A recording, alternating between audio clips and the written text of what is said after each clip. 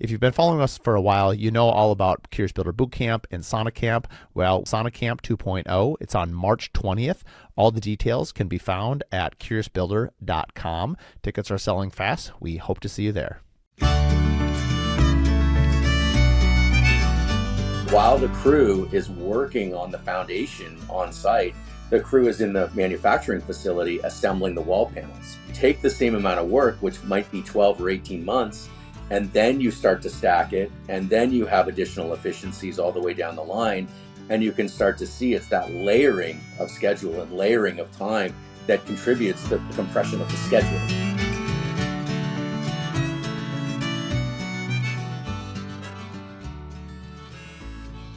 Today on the Curious Builder podcast, we had the co-founders of the Backcountry hut company, and it was a great ride. I love having co-founders on because you hear two sides of the story of how they create the business, how they run it. We go pretty deep on why modular design and why high-end architecture, both of them can coexist, especially when we're trying to solve the problem of building in rural areas. But I'm really excited for the future, for sure in North America, of how we could potentially solve labor shortages and how this could be more common practice. Without further ado, here's Wilson, Edgar, and Michael Leckie.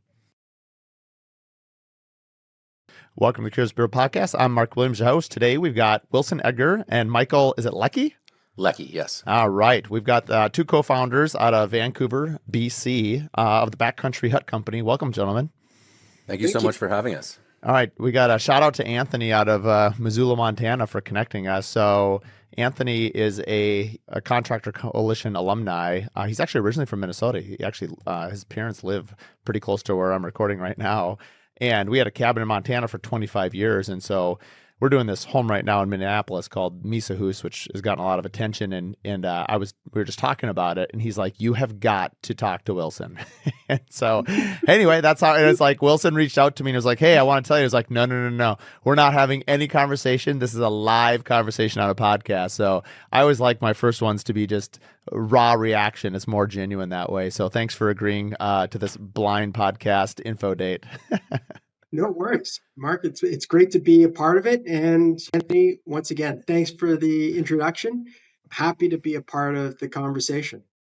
So right now, to frame it up for the audience, just because this is only the third episode in kind of our quote smile tour, we're coming down the West Coast in Q1. So in this case, we had a few in Seattle and Portland, but we're going a little further north up in Vancouver. And we'll go do the whole West Coast in the first quarter, and then we'll kind of overlay a lot of the questions with the book, which is Buy Back Your Time by Dan Martell. But really, it's for those that have been longtime listeners, it's kind of what you normally get with just a few different filters on it. So why don't we, before we get into kind of the questions and the structure of it, why don't you guys give a quick intro backstory of yourselves? And we'll kind of dive into the origin. I would love when I have business partners on because of like, how's it going? Why have co-founders? It's always, it's like a marriage. It's always, there's pros and cons. Two dogs pulling the sled, but at the same time, you got two dogs pulling the sled. With that, Wilson, why don't you go first? Give us a little background on yourself. Yeah, thank you. My name is Wilson Edgar. I guess I started off in the business world, and from that, I've always, as a personal and as basically my pure love is the outdoors, right? And I started very early on in my life canoeing around Ontario and Quebec and the Northwest Territories and the Yukon. And from that, eventually moved out west because of this love of the outdoors. And it seemed to be the real area to get into the mountain life and everything. So from that, ended up in Banff, which is one of the most recognized areas of Canada for its outdoor living experience. And then from there, moved out to Vancouver, where I got to fulfill the business interests of my life. And then with that, did a bunch of business development kind of roles, and eventually wanted to transition. It wasn't soulful, and it's more just going at it. Whereas I wanted to have something that was more inspirational, more soulful as a legacy for myself from a business perspective. So I started looking around, and then Michael and I got to talking about some ideas, and from that, we developed out the Backcountry Hut Company. Michael, do you Excellent. want to jump Yeah, in yeah, there? Mike. Yeah, I'll have a whole bunch of questions on that, but let's get Michael involved. Michael, why don't you give us your quick elevator to the 100th floor before you guys started your co-founding of the Backcountry Hut? Sure thing, Mark. So I've got a medium-sized architecture practice based in Vancouver. We're 20 people, and we do a wide range of work. We specialize in remote projects. And so the Backcountry Hut Company component-based systems, as I call them, are really one arm of research in the practice. And, it's worth noting that Wilson and I have actually known each other since we were about 4 years old back in Ontario. And as you do through, childhood, paths cross, paths diverge, different pathways in life occurred. And we reconnected out west, both of us in our kind of mid-20s, late 20s, with a shared passion for adventure and the outdoors. And then at one point, approximately 10 years ago, Wilson came into my practice and said, Michael, I've got this idea. I've been involved in working with these backcountry organizations. I'm the president of the BC Mountaineering Club. And I see this happen time and time again. I've been through it a few times now. There's an organization that wants to build a remote structure. It's a grassroots effort. They have the best intentions and it goes horribly. It's supposed to happen quickly. It takes 5 years, 7 years. It's 3 times over the budget. And at the end of the day, we end up with something that not only is unsightly, but doesn't function very well. And so I'm reminded of the expression that a camel is a horse designed by a committee. And I think that's very much what Wilson was experiencing with these organizations. And so we put our heads together and decided to see what we could do to develop a systematic approach to architecture utilizing prefab technology to help people and organizations in remote locations have successful outcomes with their builds. So that's super succinct and helpful. That camel horse thing, that is legit. I can't wait to use that. I've never heard that one before. That's a good one. That's so true. Is your firm still a practicing architecture firm as well? This is another company, or is your whole architecture firm designed around Backcountry Hut now?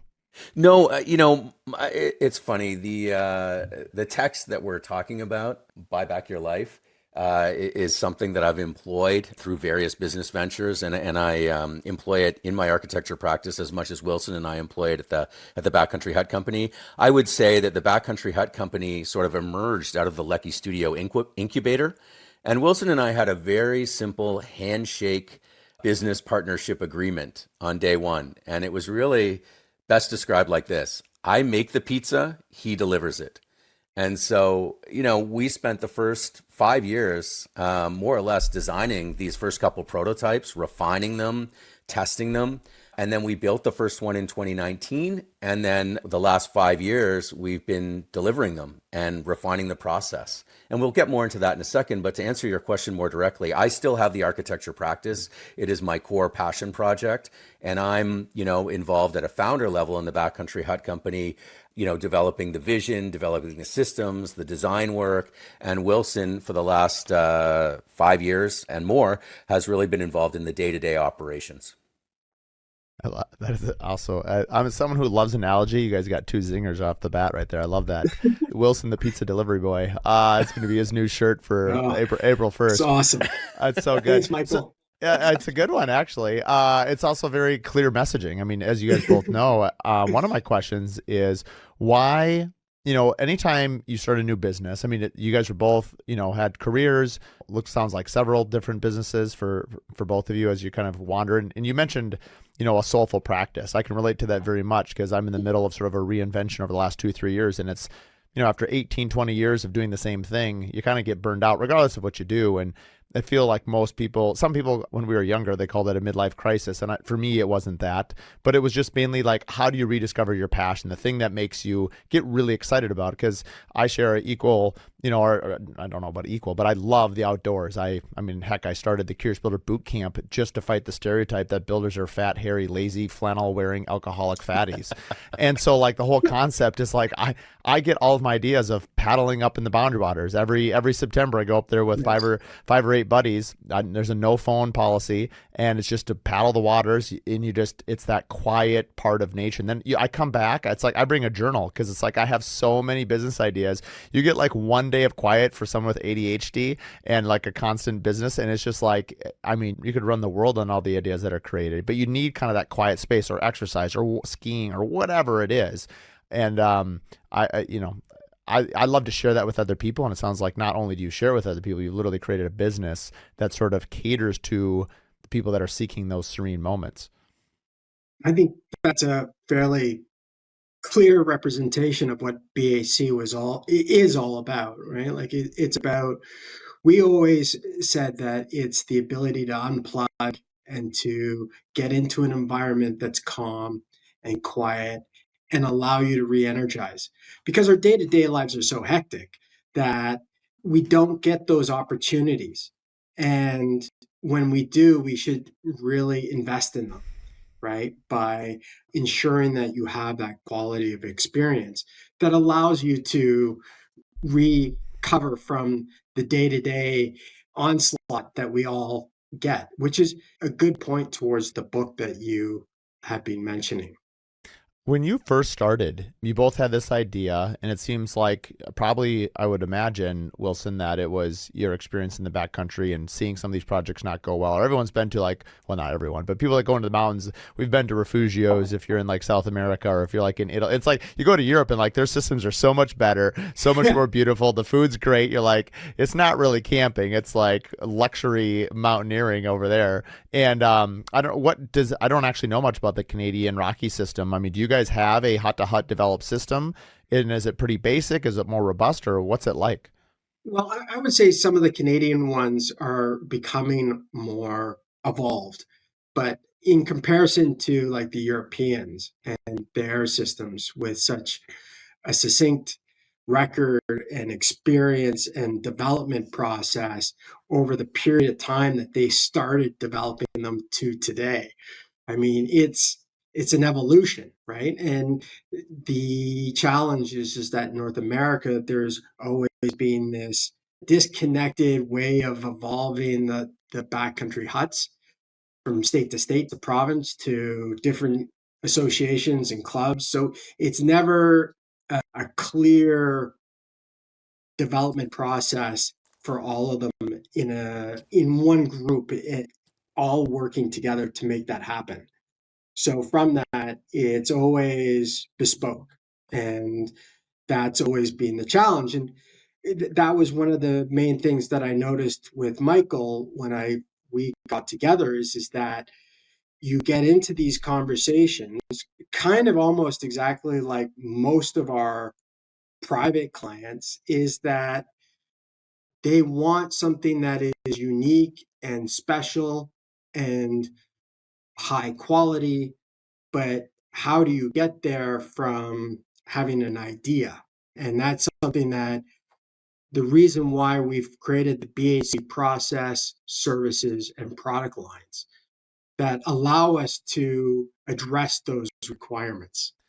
Correct me if I'm wrong, but I suspect that while that may have been an inspiration, like I assume you're not setting up a hut to hut system that the Canadian government is funding. Correct me if I'm wrong, but I would imagine most of this is people like ourselves. Like right now, I'm considering buying a cabin or building a cabin, and like as I go through the process, as I was looking at your website this morning, and I'm pretty far down the road on design. I'm like, what if I just scrap the whole thing and just built.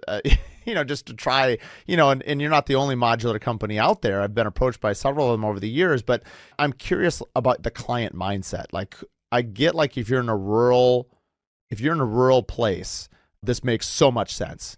If you are in Montana, or just where they don't have a lot of, even like northern Minnesota, I hear that all the time, where there's not enough labor to do it, and it makes this product makes so much sense. And Michael is chomping at the bit. Michael, do you care to weigh in on this, because you know where I'm going with this question? Yeah, you're exactly right. There have been many players, large and small, in the prefab housing environment. and many have failed. And there's case studies of historic large-scale failures, and I won't mention any names. When we first started the company, we thought, oh, this is fantastic. We are going to be selling cabins to provincial parks, national parks, backcountry organizations. And really, to date, we have sold 99% of our products to single individuals. Yeah. And it's really interesting because I think so much of our journey as entrepreneurs in this story is, starting with one direction, with one idea, with one motivation, with one preconception, and then constantly being nudged and bumped and pivoting and solving problems and realizing ultimately who our market actually really is. And I've got, with my architecture practice, years and years of experience with off-site manufacturing, prefabrication. We've looked at all the different methodologies. And, you used the word modular before. At the one end of the spectrum, you have modular construction, when we're talking about the full spectrum of prefabrication, where, a unit or a piece of a building comes out of a factory fully finished. All the interior finishes are installed, the exterior finishes, and you sort of knit them together, place them on site. And then at the other end of the spectrum, you really have pre-cutting timber or pre-cutting kits that are then assembled on site. And we started 10 years ago with the idea of a flat pack system. What if you could put together a cabin like you put together a piece of IKEA furniture? And that it could be done with a group of volunteers in something that was analogous to a traditional barn raising ceremony. And the reason that we have been successful from a financial standpoint is because our clientele are building in remote locations. And the cost of construction in these hard to reach locations is typically anywhere from 25 to 40 or 50% higher, depending on how difficult the access is. And so that's been one of the keys to our journey, is understanding, where we can very specifically disrupt the market and really focusing our efforts there. I mean, it makes total sense. It's funny because I didn't mean for it to be this way, but it's like a layup. Buy back your time. Well, the people that so 99% of these people are people who enjoy the outdoors or have difficult to reach properties, and they're like, I want to build something so I can go into the outdoors to have a quiet life. Like, buy back your time by like experiencing it, and then you're building a business to buy back your time as entrepreneur. It's just sort of interesting that in the process of this, like, both things can be true, that you're delivering a service and a home in this case that is also most likely serving a need of somebody trying to escape the daily grind. It's like it's funny, like, no matter how advanced our civilization gets, it's like right now wellness is having its day and I'm here for it, right? It's like thermal culture was explained to me the other day, and in like North America, like every other culture in the world has really deep, multi-century thermal cultures, right? Like the Japanese in their thermal spas, and Europe and the Russian bathhouses, and then there's the United States. We had the sweat lodges way back in the day, but for modern North Americans, like, we're all transplants here, like, we don't have a rich history of thermal culture, so it's having this huge explosion. My point being is, like, we have always as humans seemed to desire a place to like escape to, and you found a way to like make it much more accessible and also more affordable for people to do it. You make a really salient point, because the whole reason that people are developing these recreational properties is to create that sanctuary, is because presumably they've been able to buy back some of their time and now they want to enjoy it. And the irony is that builds in remote locations can take multiple years. And so it's an aspirational venture. Ours is an aspirational product. And then people spend 3-5 years pushing a boulder uphill, trying to realize the vision, the dream that they have for their sanctuary. So not only are we providing a shortcut and a sort of hack to help them reach their goal of getting from A to B much quicker, but it's inherently aligned with the thing that they are actually chasing with their vision. And I think that's where, we've been able to have a remarkable impact and disrupt the industry. I'm curious for our pizza delivery boy. Correct me if I'm wrong. I love that. Thanks. Appreciate it. I'm never going to live this down, Mark. I'm You're never going to live this down. So good. It's such a good one. Everyone loves pizza. You name one person who doesn't like pizza. Everyone loves you, Wilson. That's the part. There you go. So what's harder? This is my guess. I suspect it's easier to design it than it is to produce it and deliver it and construct it. Is that accurate? Well, it depends who you ask. Well, I'm asking both. I'm asking both of Just you because, well, think about my next question is going to be more about your operations. Like, how many people do you have? Like, are these constructed in a factory? Like, how. Like, I know the why, which is way more important, but like the how is actually very intriguing because you've mentioned it before that there are a lot of businesses that have come and gone and failed doing this, and yet somehow you guys have been able to do it. And that would be my next question is how are you doing it that's sustainable and profitable? Because we're all here, we have to make money. If we can't, then we can't keep fueling these things. But back to the original question, how are you doing this? And how are you able to, once, Michael's got the design and he's thinking about, constructing and flat packing. I get that the design is obviously important. I love design. But how are you actually creating this, coming to market, getting it there so that the people have a good experience? Because Wilson, you hinted early on that you've seen some of this stuff happen off grid and it ends up being just a nightmare. And it does not, like everyone loves IKEA for the price, but every husband on the planet knows that they also hate IKEA because their wife tells him to do it in the middle of the night at 11 o'clock. I know when I had babies, I was so mad. And like every man, I wouldn't read the instructions. I'd get all the way to the end and I'd be like, if I just read page 2, I would be done. But now I have to disassemble the entire thing. Anyway. Why do I have these 5 leftover parts sitting on the floor? Yeah, totally. I think the first thing I like to say to that is that paper is never refused ink. And so you guys have the best one-liners, man. So from that, it's one that I think everybody should be aware. Anything that you're doing the first time and you're trying to take something on paper and put it into the real world is extremely hard, right? And so when you get the opportunity to build something not once, twice, 3 times, 4 times, 5 times, 50 times, by the 50th time, you've really got it succinct, right? So that you can have something go together within a month's time, right? Which makes the success and the certainty of the execution that much better, right? And so that's what I believe is what prefab is supposed to be. Now, when you do custom prefab, you lose that once again. So the thing is that you try to standardize, but at the same time allow certain customizations that don't ruin the ability to successfully deploy rapidly. And Wilson has really hit the nail right on the head with this point. And this is something that we together struggled with during the first years of the company. How much user participation is the right amount of participation? How much customization can we allow and can we afford? And when we first developed the systems, we had a myriad of options. Our catalog was incredibly thick. We had so many options, different modules, so many different configurations. And we realized that 10 years into it, that we really primarily only sell a half dozen configurations, even though there's incredible flexibility and all the options are good. It sort of relates to, the commonalities of what people are looking for with these projects. And we had ideas that we would sell them in multiple colors and different cladding finishes. And, it's a little bit like, the Ford Model T. You can have it in any color as long as it's black. And a rigorous process of distilling down what our offering has been a core part of the process for us. And also, we're just about to tap into the potential of the business, which is really, really exciting. When you talk about design versus delivery, design is an ongoing process. It happens all the way through. We're constantly refining and tweaking and adjusting, responding to changes in building code, for example, different building in different jurisdictions, because we ship all over North America.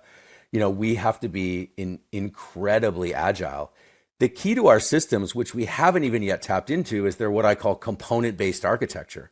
They're not a customized process where a client signs on, pays a deposit, and we manufacture it. Even though that's how we've been doing it to date, we can pre-manufacture components and warehouse them, and someone could order a hut and we could ship it out in 2 weeks.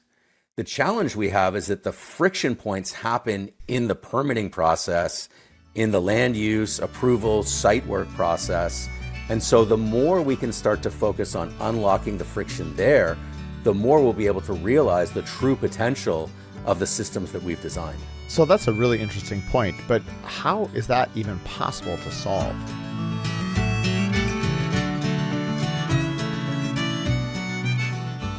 at the beginning of May, we are going to be in Denver, Colorado for our first Contractor Coalition meetup. We're going to do a standalone event in the middle of September in Minneapolis. It's a one-day reduced fee. Tickets are available now if you want. That goal here is it's a significant investment to spend 3-4 days away from your business and your family, plus just the expense of attending the conference. We wanted to create an event that was just a one-day crash course. You can find all those details at contractorcoalitionsummit.com. We also in November have our 3-day tail end of the year, which is going to be in Charlotte, South Carolina. So if you're interested in any of those 4 events, please head to contractorcoalitionsummit.com, DM me for any information, or email me, mark@mdwilliamshomes.com. And thanks for tuning in. Every builder that listens to this knows, like, I mean, you go to the West Coast or like down in Arizona, I have a buddy, Brad. I mean, it's like a year in permit review. Now they're obviously in a dense population, but how is it that you're able to even navigate? Because if you're serving anywhere in North America, I mean, I have no idea what your building codes or land use is up in Canada, but same with the US. I mean, Montana is like, no problem. North Dakota, great. You go to like, I bet you New York or the East Coast, I got to imagine they've got huge permit requests. So how do you preemptively do something about that without knowing the location of where it's going to even be? Yeah.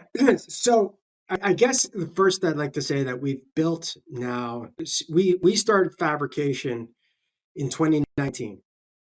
Since then, we've delivered our kits to 12 states and to 4 provinces. And so from that, it's one where we've built up a pretty good understanding with that experience of ways that we can address certain challenges in that process of permitting through learning about specific aspects of the client's site, their planning department's requirements, and getting all that information succinct. So give me an example. Go ahead. The way that we started is a client can basically come to us and say, I'm interested in your System 02, the 2-story structure. It's gorgeous, love it. I want it in this configuration. And we can deliver them a set of standard drawings within 2 weeks. Right there, you've already had a massive impact on how quickly things can proceed, right? They can immediately get into conversations with their planning department. We can engage and support that effort. And so from there, we are just reducing the noise and getting down to what actually has to happen. What is the most, correct me if I'm wrong, I would imagine the majority of these locations are remote, difficult to get to, and therefore also likely very rural and very probably large pieces of property. Is that true? That's correct. Most of them are like fronts and ocean fronts and mountain areas, ski areas, those sorts of properties. Okay, you just nailed why I have an issue. Because I'm thinking in terms of Minnesota, sure, a lake, that was, okay, you have to have a setback of 75 feet or whatever. But that has less to do with your house. That's just like where you place it. Now, when you get into oceans and I would imagine parks and things like that, there's got to be a whole nother, like the ocean. Oh man, I feel so bad for the builders. Whenever I interview a Californian and maybe I'm like, I don't think I could do it. I mean, I can get a permit in about 45, 60 days, and I think that takes forever. Everyone in California is like multiple years. I'm like, I couldn't do it. I don't know. I would just pull out my hair. Yeah, go ahead, Michael. You've hit on a really great point. Building is very complex. Permitting is not easy, and it's not getting any easier. And what is important to understand in the process is that there are fundamental commonalities in land use, in building codes, that are then implemented with interpretations and specificity by region. And so what we're able to do with our clients is we're able to guide them, to help them troubleshoot, to utilize the experience we have shipping products across North America and coach them through the pain points that they will encounter. And so the more that we can assist them in that process, the more that we can support them through that process, the better. When we first started, we really felt like our target market, as we started to see that it was more individuals than it was organizations, we felt like our early target market was the DIY market. And what's interesting is that the DIY market is typically building for the first time and making a huge number of mistakes. And they don't necessarily appreciate the value of our product as a relatively high-end, architecturally driven product. They will look at our systems, and we have an incredible value proposition. When you look at the cost per square foot, it's more like an architectural custom home, but they'll compare it to something with vinyl cladding, vinyl windows, built to a very low standard, and say, well, why is your product more expensive than this product? I could buy this product, which is essentially a trailer or a camp trailer. And we have to go through that whole process of educating them. What we've realized where we can provide the best value is knowledgeable, experienced clients who have been through builds. And when we have conversations with these clients, it's amazing because they come to us and instead of saying, why is it so expensive? They ask the opposite question. They say, why is it so affordable? I'm looking at the product. I'm looking at the outcome. I've built a custom home. I can't believe that I can get this product at this price. Yeah. Oh, sorry, go ahead. Well, no, that was as a custom. I would imagine that how many custom home builders are buying these for their clients? Because you still need labor to put them together. How often? So right now, most of them are DIYers or people like homeowners that want it themselves. There might not be a builder in their area, or and I can see why then permitting help. Like I'm very familiar with permits because that's what I do for a job, right? Yeah. What percentage of your clients are straight to the end user versus somebody like myself who's a home builder? Wilson? Actually, surprisingly, a number of developers have been our clients. We've had a couple general contractors as clients, but predominantly a lot of our clients are people that have built or have done significant renovations to their primary residence. And from that experience, they know the permitting process. They know the challenges of property and developing a site. And then from that, they're like, I've got this gorgeous raw lot and I know this is going to be challenging. There's so many variables. How do I reduce my risk? And they're like, I can use a kit that has been developed over the last 10 years and has been built numerous times already that just makes that more my path to success is so much better. And at the same time, when it's finished, I know what I'm getting. I've seen it. I've been able to stay in one and I love it. So from that, it's not a hard transition, right? Like I would imagine a lot of people have gone to their friends because how many total units have you sold? We've sold over 100 plus of our systems. And of those 100, how many would be direct referrals of somebody that stayed at somebody's?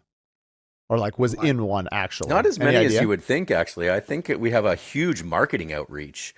And what's interesting now, though, is that we have a whole suite of backcountry huts available on Airbnb that are featured on our website as BHC getaways.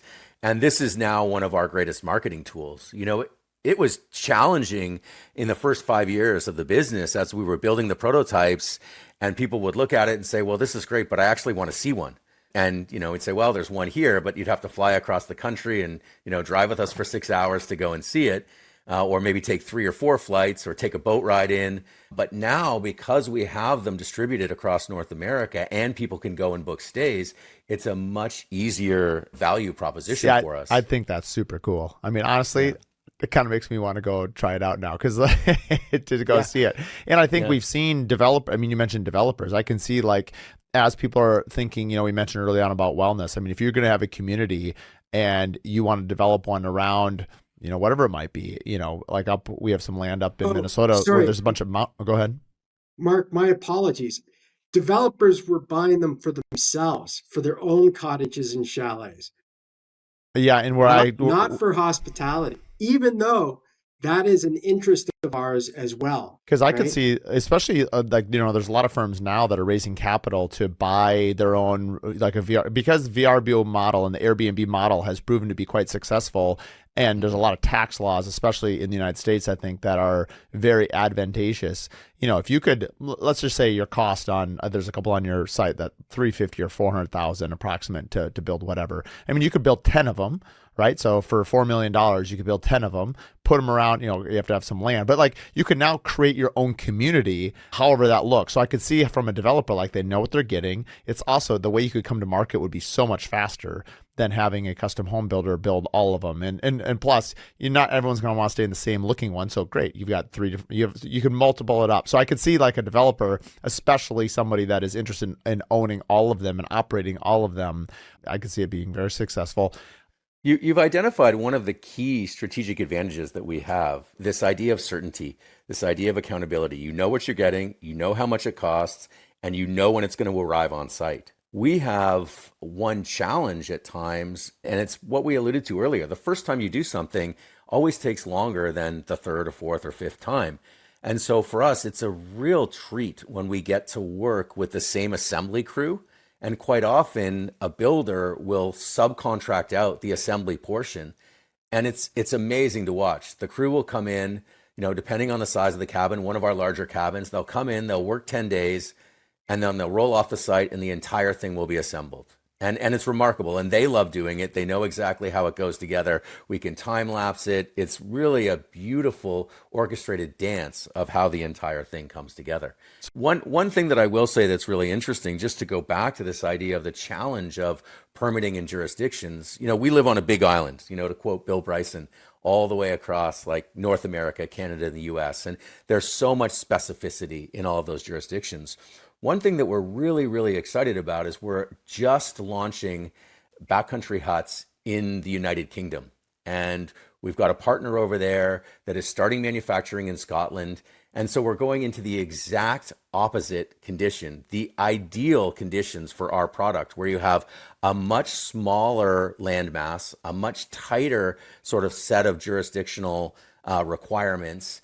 And they have something that's called type approval. So once you have a permit approval for a specific cabin type, it's much easier to get that approval repeated and that permit approved across the entirety of the UK. So that's something that I would share with the listeners, Mark, that they can stay tuned, and we're about to launch that through our Backcountry Hut Company website and our social media.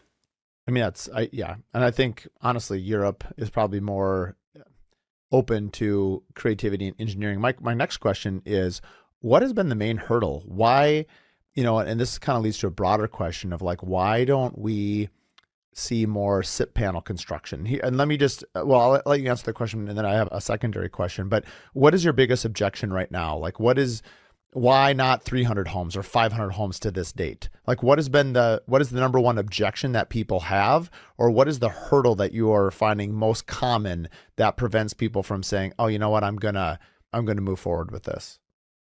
I've got an answer, and then Wilson, I'd love to hear your thought. I end up talking to a lot of sales prospects and potential clients as well, and a lot of them come through my network. I think, it's shifted. Early on, it was that people wanted to see one. They wanted to walk through it. They wanted to understand it. And almost without exception, when people actually see the product, they're all in. They're ready. They get it. It exceeds expectations. I think the bigger challenge that we have is more convincing many builders of the benefit of using this system. Most builders are set in their way. They have their trades, their in-house labor that they execute with their own forces, their subs, and everyone has to scratch their head a little bit. And everyone's busy, and everyone has a way of doing things, and there's accountability, there's, the assurance of going from A to B. And this disruption is not always easy for builders. I think it takes a certain kind of builder who is interested in optimizing, is interested in improving, and, to a certain extent is really interested in buying back their time. It's a mindset. And that's been one of the biggest challenges. We need to connect with a building community that has that same mindset. Just thinking from a builder standpoint. So if, let's say, like we typically do cost plus, and so, we're adding a margin on whatever we're assembling. How would a builder build it for a client when they could just build it themselves? I mean, I could talk for hours on this, but I'll be very quick, and then Wilson, I'll let you jump in. It's still the product. It's still all the framing. It's still all the insulation. It's the cladding. It's the window package. So the builders are still marking that up. We're not taking food off the builder's table. What we're doing is we're allowing everybody to complete the process more efficiently, more effectively. As Wilson said earlier, they get a set of drawings within 2 weeks. They can start that conversation. They could go to permit very, very quickly. Once the site work is done and the foundation is set, the hut can be assembled in 10 days. And so, we look at it like this. A builder is really trying to make a certain amount of margin for their work, and this allows them to have more throughput in a certain period of time. It allows them to have happier clients. Honestly, and that throughput managed well should actually increase their bottom line. I was just going to say it. Like, if I can deliver you, if I'm building a house for Wilson, Michael and I are going to pitch you, Wilson, on your own product. Is like, Michael's going to design it. I'll build it for you. You've done an amazing job delivering pizzas, and you've been rewarded. We're going to build you this beautiful home. But, I'm not going to charge you. I'll probably charge you double my margin, because I'm going to deliver something that's less expensive and 90% less time. And so I think the key framing there, Michael, is educating people that, just because you can do it faster. I think when people have being a paid by hour model versus paid by delivery model, it sort of changes the game a little bit. I think it's going to take some time for people to sort of readjust how they look at it. Anyway, it'd be interesting to talk to some builders that have done this and see what they've learned about it too. I think there's a couple parts to it too, right? Like, there's also this is a unique industry to be selling in, because most people will make this decision maybe once in a lifetime, right? It's a small percentage of the population that get to have the opportunity to build their house, their cottage, their cabin, their hobby farm.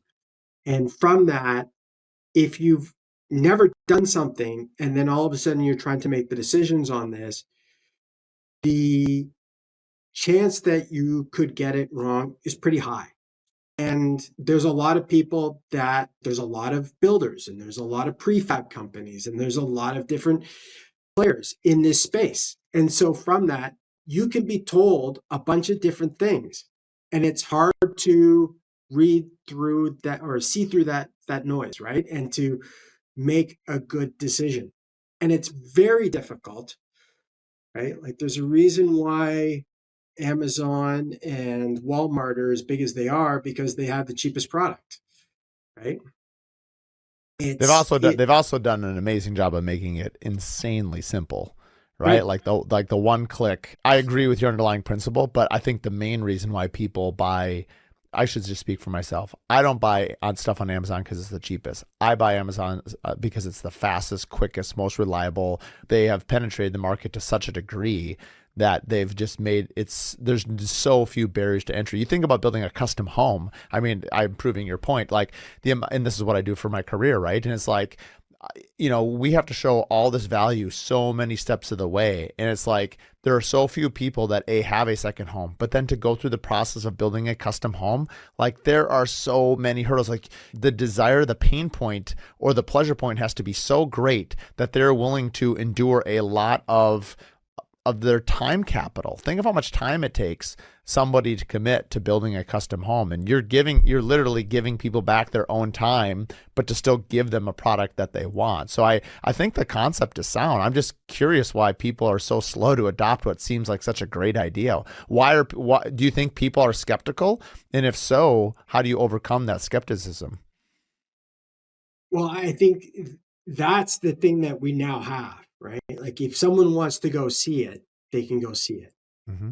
And that makes a very clear difference in what it is. Mm-hmm. Because what you don't want to do, even in custom homes, is you don't want to spend your time going through this. Like, in custom home world, you don't want to go through 2 years of permitting and a 3-year build, and then at the end of it, come up with something that is you're not really in love with it, but whereas you can see a BAC system, you can go stay in a BAC system, love it, and then you can go through like a 1 year, 1.5 year, 2 year to finished, and love it because it's exactly what you wanted.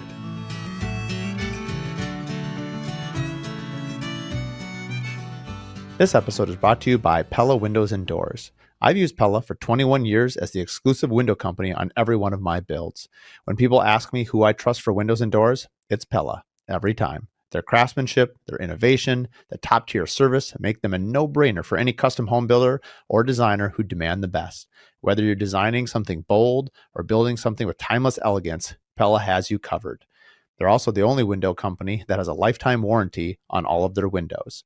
I've gotten to know all of their people at Pella Corporate as well as locally here at Pella Northland. I'm proud to call them our partners and our friends.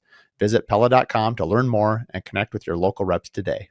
Also, for more information, you can listen to episode 1, where I interview their founders, as well as episode 109, where we talk about the innovation at Pella. If you were to, and I don't know if you've ever done this, I'd be kind of curious. If you had, let's say, I can't remember the name of the model I was looking at this morning, kind of a cool A-frame one, the one that was built out on the island where you showed like them coming on a shipping container and then they built it. As I recall, it was like 400,000 or 450,000. If you built that as a custom model right next to it, what would the cost be compared to that, and what would the time be compared to that? I'm curious on those two questions. It really depends on the access, but I would say we're probably talking double in terms of the cost, and we're probably talking double in terms of the time, just as back of the napkin math. And, for example, I think the project that you're talking about was built on an island. Mm-hmm. So everything needs to be barged over. Yeah, that would be crazy. Yeah. Yeah. So, when local trades, local in quotes, are working on that project, they, show up at a marina, they're on the clock, they're waiting for a boat, the boat arrives, it ships them, takes them over to the island.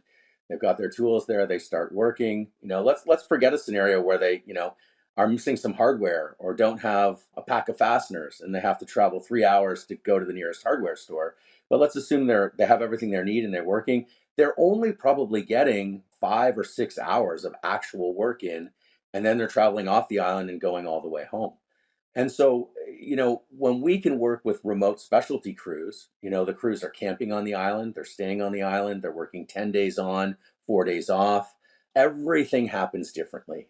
And so you get a much more optimized process, which then, of course, contracts the schedule. Like, even if they were doing the same amount of work, but they were, a specialized remote crew, they're getting the project done faster. But then you add into that the fact that the entire system goes together more or less like Lego, and all the other efficiencies that are happening. And you really start to see the benefit compounding. I mean, there's no question. I think that I would say actually you're underestimating on the time. I would imagine it's way more than double time. Cost, I think you would know better than I. But I'm thinking about let's say just a rural piece of property that you can access by truck, and it would be just fascinating to see two of them being built, let's say within 5-6 acres or hectares for you, apart from each other. One that's been the same, you could even do it the same design, but one is just traditional, like just, it's kind of like, it's like when your clients tell you they don't want to pay for their project manager or their site manager. And then my joke to that is like, do you think when the lumber truck comes and just dumps off the trusses, like the trusses just self-assemble? Like it's like it's like a magnetic assembly kit where like it just like self-assembles. Like, no, someone has to put it together. And someone has to tell the people how to put it together. Like in some ways, though, you've eliminated a lot of that oversight and supervision because, again, one of my new favorite times is you've compressed time, not only through design and efficiency, but also in sort of the modular way that it can be constructed and deliver or flat packed the way it is. Yeah, absolutely. I mean, I would add to that by saying that there's a misconception sometimes with prefab that people forget that the crew still has to assemble the wall panels. They have to manufacture the timber frames in a factory setting. That work still has to happen. And as you said, it has to be assembled on site. But what we're actually doing is we're stacking those timelines. So while the crew is working on the foundation on site, the crew is in the manufacturing facility assembling the wall panels. And it's you take the same amount of work, which might be 12 or 18 months, and then you start to stack it, and then you have additional efficiencies all the way down the line, and you can start to see it's that layering of schedule and layering of time that contributes to the kind of perceived shrinkage that you're talking about, or the compression of time, the compression of the schedule, really. One of the questions that I had, and I'll just frame it this way: why has, and it's not, do you guys do SIP panel construction, or is that not Yes, it's a necessary? SIP panel system. Yeah. Okay, why? So first of all, we have a. I mean, obviously, I'm in Minneapolis, so things are pretty hot with ice and all that kind of stuff, right? It's, you know, this is a non-political show, but if people doesn't think it has a real world effect on your business, that you need to open your eyes. Anyway, my point in bringing it up this way is that regardless of that or not, we have a declining birth rate in the United States compared to what it was 20 or 30 years ago. And we also, for a long time, at least in the U.S., we were told through the education system, go get a job, go to higher education. Which again, there's nothing wrong with that. I got it. I can't remember anything I learned, but I got it. And the point is like you can have a great career, make quite a bit of money without the school debt in the trades. And I'm very biased. I'm a builder. All the people I work with, the plumbers, electricians, HVAC, like we need more of them. And so I'm a big advocate of getting people into the trades and building. I frame up this question this way of like, we need AI. We need more efficiency. We need SIP panels. We need pre-construction because we don't have enough people to build the homes that we already have. We're in Minnesota alone. We're 100,000 homes short of what our population needs. One of the reasons why we have nobody can afford at least the on-ramp to get into home ownership, and labor shortage is a huge part of it. Here's my question. If the national builders, so like let's call the Pulte's and the Lennars, and we need them, like we need all kinds of fish in the ocean, we need a healthy ecosystem. If they haven't been able to figure out a way to make it, if it isn't that much more, it should be more profitable. It should be cheaper. Why are more people not doing it? I can't figure out why SIP hasn't been so widely adopted that the nationals are like, I can build, because they build 4 or 5 of the models and they build hundreds of thousands of the same thing. Like, why don't they do it? Any insight on why it's not more adopted? Yeah, I have a lot of insight into this because we do a lot of urban builds as well as remote builds. So with urban builds, you have a labor force that is there, that is ready. So we're not dealing with the same cost differential that we're dealing with when we're talking about remote builds. So there's a more competitive pricing environment. Now, having said that, the cost of construction throughout North America has been escalating year upon year. It's 50% more today than it was from 2019. And granted, you had COVID in there too, but 50% more.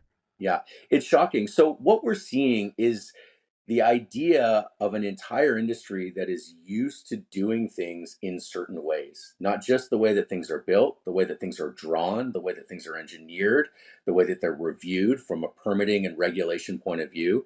And it takes an enormous amount of effort and time to turn that giant ship and start to streamline in another direction. So we're now just starting to see, with the mass timber revolution and the implementation of SIPS panels and a lot of what I'm calling component-based architecture, flat packed architecture, we're really starting to see some value in a different way of putting things together. But it's an enormously challenging task to affect a complex and deep industry. And what it requires retraining the people on the ground who are using the tools to think differently. And so again, it's a mindset thing. It's, the way that people have been trained, the way that things have always been done. And unfortunately, change is slow and incremental. But ultimately, it's going to be the cost pressure that is going to be the catalyst to drive that change. The cost of construction is so high that the construction industry, the design and construction industry, is now at a point where smarter ways of doing things, optimizing the process, is now starting to pay real dividends. So I believe that we're on the verge of a huge transformation in the building industry. And it's really, really exciting. Your question about AI is a fascinating one, and obviously a huge and kind of complex question, this notion of machine learning, in this industry.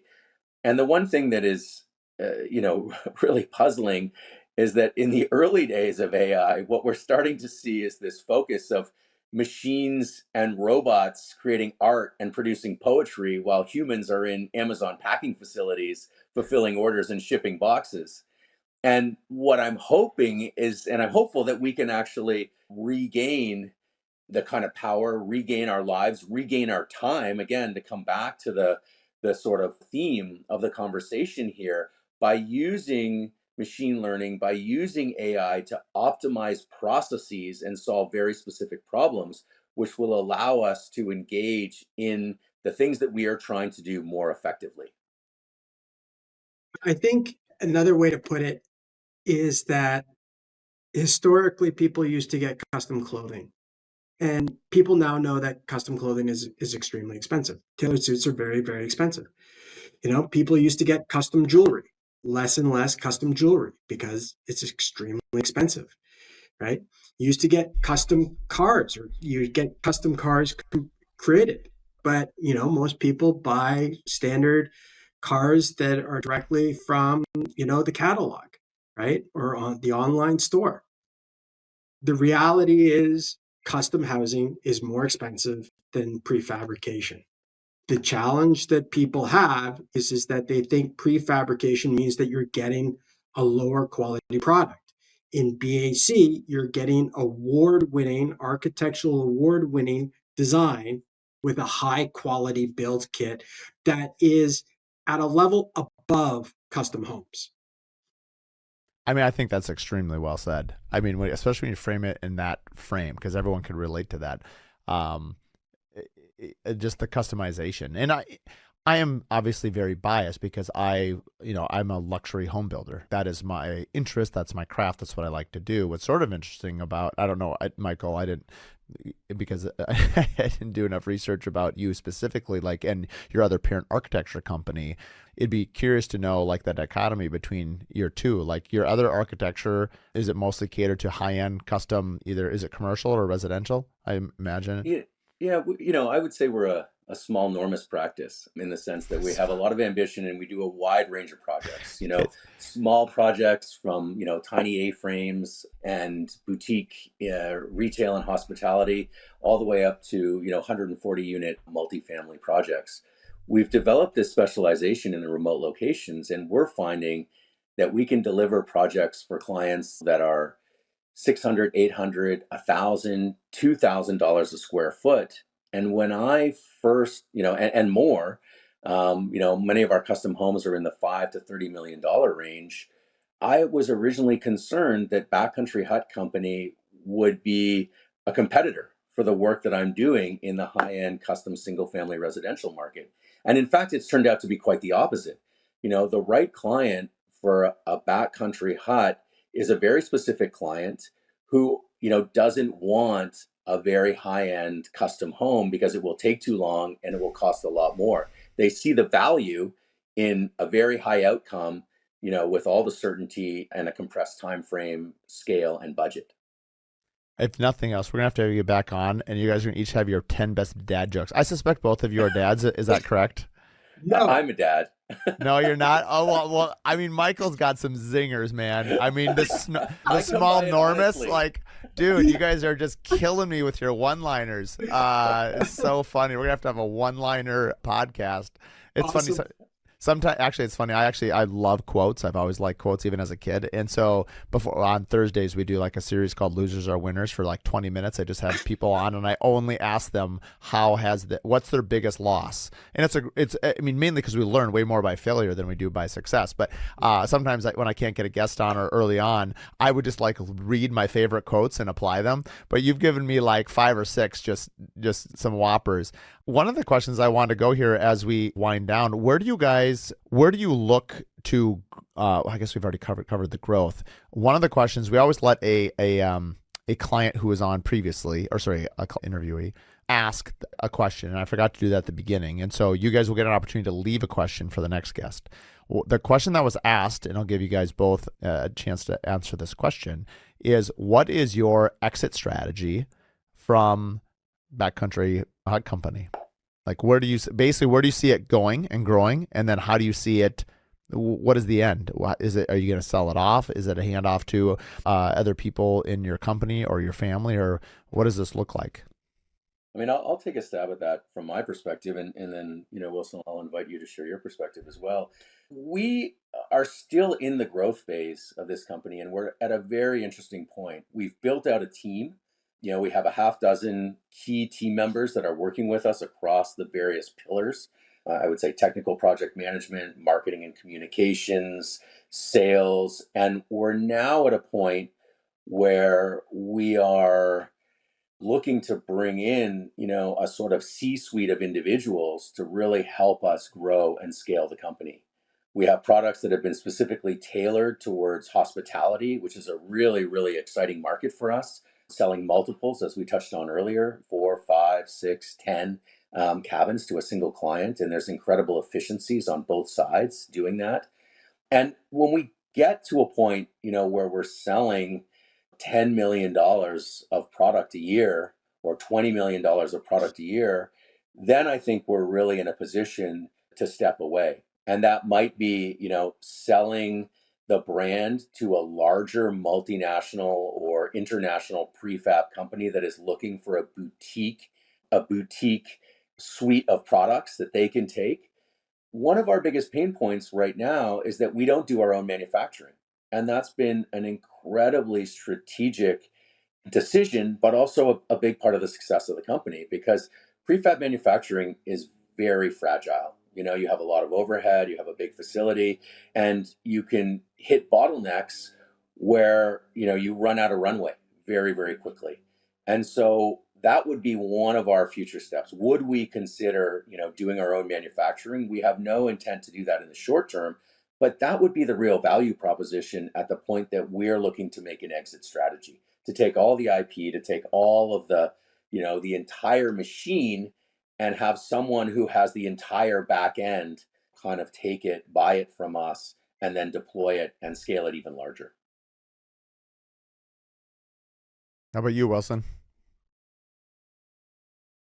Exit strategies are hard to come up with, like a plan, right? Like it's one where like Michael said, that we started as an incubator at Leckie Studio, right? And it's one where we basically developed out the systems, the base systems. We've created the business systems. We've created the personnel. We've really got through the fundamentals of building the business, and now have this great trajectory to go forward. It's no longer, let me see, there's a number of our competitors that are pumping out renderings and showing like great things, and they've never built, right? And it's one where we have clarity on what our product line is. We have clarity on how we go about our business. And from that, we can continue to grow. But where it goes, Michael and I love the idea of seeing the business develop, expand. And from there, we both know our skill sets and our roles. We know that we have to bring in some executives to expand and grow the business. And we've allowed it that, right? And the business will be successful above and beyond Michael and I. The reason I asked the question, or the reason that the person that, so it was Stacy Ekman from Alair Kirkland up in Seattle that actually asked that question. And I think it was twofold. One is, I was 24 when I started my custom home company. I had no idea what I was doing. I mean, honestly, I think it's good that I don't know if you can feel this, but like, I actually think sometimes it's good not to have a complete clear picture of where you're going, because that innovation of like, when you're feeling, you got into this, Wilson, later because like, you needed a soulful pivot. You needed something that, filled your cup that you were passionate about. But I do think thinking about where we want to go with something helps us get real clear real fast. And maybe it's because I'm 45 now, and so like as you're kind of skiing downhill a little bit, you start thinking about like, oh, like one of the things that hit me over the head the strongest from my own personal company was when somebody said, if you left because I love to travel, if you left your company for 2 months, what would happen? What would happen if you left for 6 months or a year, and then you play this logic game out? The question is do you have a business or do you have a job? Turns out I have a job, because without me, my company doesn't run. Now, as I think about how I, quote, want to exit, and a lot of people aren't there yet, but I still think it's valuable to think about the question. And you guys are further on in your careers and have had a number of other ones too. But I just think it's good for the audience to consider, like, if you're going to start a new business, I think it is important to think about what the exit is because it actually makes your business better. And you've already, by all your systems and all your layers and all of your thought process that went into your, how to do this, I think you've in some ways have already set it up for a very successful exit someday down the road. Absolutely. I think a systems approach to anything is really, really important. And, to share a kind of personal story with the architecture practice, I'm constantly torn because on the one hand, it's a very personal practice. The brand is really a pure reflection of me at this point. And I've been spending the last year working through a strategy for succession and succession planning. And I've just named a new principal in the practice, which is really, really exciting. And I joke around with the team that I've spent the last 10 years trying to make myself redundant. Yeah. And while that's, I say that in jest, it actually should be the goal of every single business owner and entrepreneur. And that's the litmus test for how successful you are at running a business rather than doing a job. And it's also how you buy back your time. Because Absolutely. if you are the bottleneck of every decision, what time do you have? I ran into someone. I just came back from the International Builder Show last night, and I ran into someone at the airport, and they're launching a new business, and he looked tired, and he was just saying for the last year and a half, he's solopreneuring it, and you could tell. I mean, he looks like he's been through the ringer. And without systems, without making yourself redundant, I know that every entrepreneur, myself included, sometimes we're hesitant to make that next hire. But every time I've done it, I feel actually more relaxed because now I can delegate it to the team person to do it. And I think everyone's on the sort of their own journey of how you let go of control. And ultimately, the more you let control, I do think the better your company becomes because you can't be the best at everything. No, that's exactly right. And this idea of strategic growth is a really fundamental question. Wilson and I have bootstrapped the Backcountry Hut Company from day one. We have no outside investors or additional funding. Despite our best efforts, we have not been eligible for any grant money, government or otherwise. And so we have built this business from the ground up by ourselves, with our own means. And there's something about that as a process that forces you to be incredibly disciplined. It's easy to take, a huge amount of investment and try to scale quickly, and you start to see a breakdown in processes. You start to see a lot of fat in the system because you're afforded that luxury. When every single dollar that is running through the company is, a dollar that would be otherwise running through your wallet, and you're making decisions, that are very closely tied to your own financial situation, you're forced to think in an incredibly disciplined manner. Maybe two last questions. This first one will go to Wilson, and then I'll let you guys each leave a question for the next guest. In this pursuit, you guys both love, nature, and you love being out there, and a lot of what you're creating services people like that. In the pursuit of creating this, have you sort of lost your time to get into the outdoors? Have you lost the opportunity to sort of, because you're so focused on making this happen? Have you sort of lost, not sight, but just run into the experience of like, oh, wow, this is taking so much of my time and effort that while my passion comes from this, I'm not able to sort of fill my own passion bucket anymore because I'm so focused on the running and creation of this company? Before Wilson answers, I'm just going to let everybody know that he came back. He just arrived back from 2 weeks of skiing in Japan. Okay, Wilson, go. So I guess the best way to put it is that's the great reason to have a partner, right? It's having someone that you can rely on, trust, work with, not always having the same thought process. It generally makes it even better. Hopefully smarter than you. It makes your business better, right? And the ability to step away and know that you can step away and have it under trusted guidance is an amazing way to decompress and allow you to get back to what your recreational best is. And for Michael, it's surfing. I mean, he's had the opportunity over the last number of years to surf some of the best breaks in the world. And for me, it's to climb mountains and to go skiing. And we provide each other that opportunity. I think it's Listen, I think you're exactly right. This idea of working in a business partnership is really fantastic when it's well balanced and there's a ton of trust. And when you have complementary skill sets. The comment that I made early on, the joke about making and delivering the pizza, is really just to point to the fact that we're bringing different strengths to the company. And the delivering the pizza includes all the sales, all the marketing, all the hard conversations, all the budgets, discussions and the permitting and everything like that. And so, I really want to provide proper credit where credit is due on Wilson's side.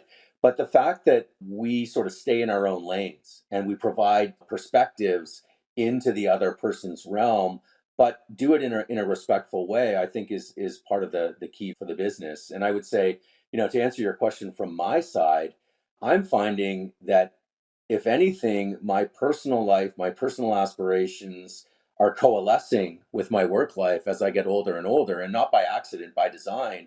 I love every day when I get to jump on a float plane, get onto a boat, travel to a remote island, walk a site with a client for a client, stake out the location of a backcountry hut, meet the builders in the site. I love that spirit of adventure, and I'm incredibly grateful to do this work.